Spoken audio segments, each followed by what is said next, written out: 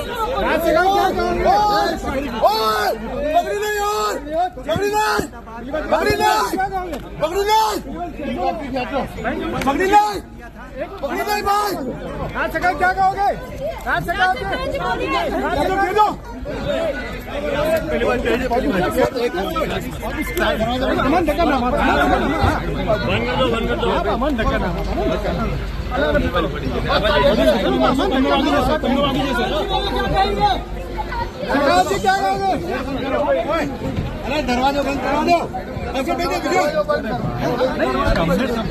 दरवाजा बंद करो, चलो दरवाजा बंद करो, चलो यही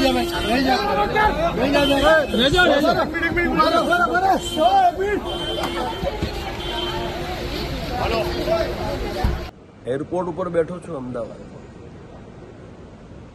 जयपुर थी आव्यो छो। अहींया बार पोलीस प्रशासन द्वारा बंदोबस्त गोठवવામાં આવ્યો છે।